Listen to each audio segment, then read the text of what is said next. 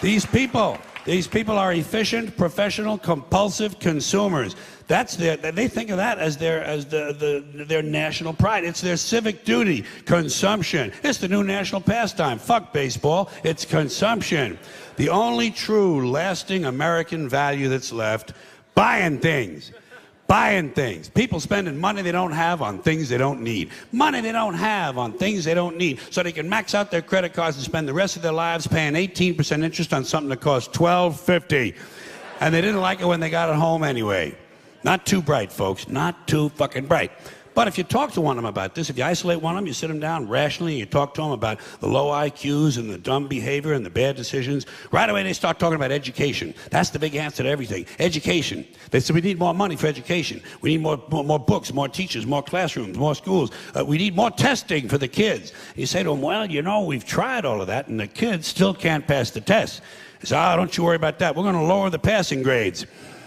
And that's what they do in a lot of these schools now. They lower the passing grades so more kids can pass. More kids pass, the school looks good, everybody's happy, the IQ of the country slips another 2 or 3 points, and pretty soon all you'll need to get into college is a fucking pencil. Got a pencil? Get the fuck in there, it's physics. Then everyone wonders why 17 other countries graduate more scientists than we do. Education. Politicians know that word. They use it on you. Politicians have traditionally hidden behind 3 things: the flag, the Bible, and children. No child left behind. No child left behind. Oh, really? Well, it wasn't long ago you were talking about giving kids a head start. Head start, left behind. Someone's losing fucking ground here. But there's a reason. There's a reason. There's a reason for this. There's a reason education sucks, and it's the same reason that it will never, ever, ever be fixed. It's never going to get any better. Don't look for it. Be happy with what you got.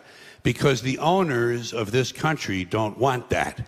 I'm talking about the real owners now. The big, the wealthy, the real owners, the big wealthy business interests that control things and make all the important decisions. Forget the politicians. They're irrelevant. The politicians are put there to give you the idea that you have freedom of choice.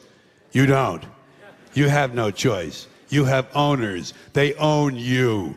They own everything. They own all the important land. They own and control the corporations. They've long since bought and paid for the Senate, the Congress, the state houses, the city halls. They got the judges in their back pockets. And they own all the big all the big media companies, so they control just about all of the news and information you get to hear. They got you by the balls.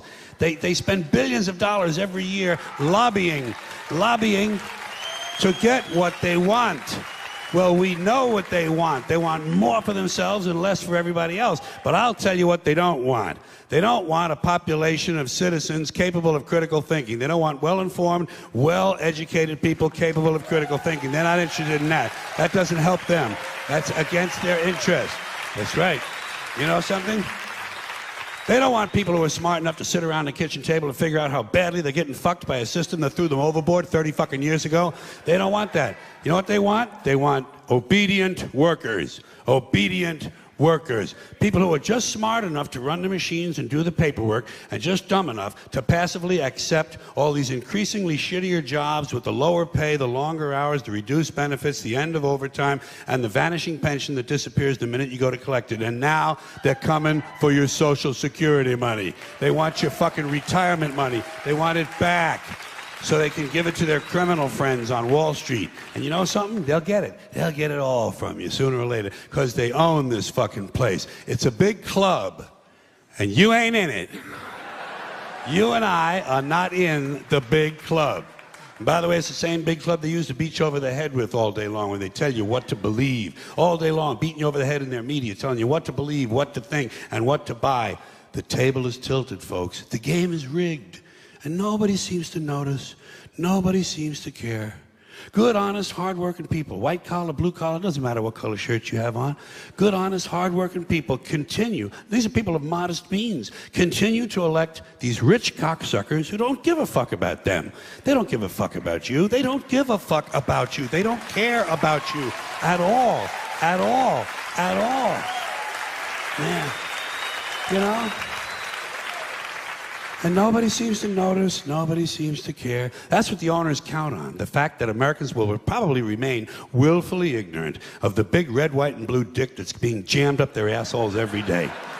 Because the owners of this country know the truth. It's called the American dream, because you have to be asleep to believe it.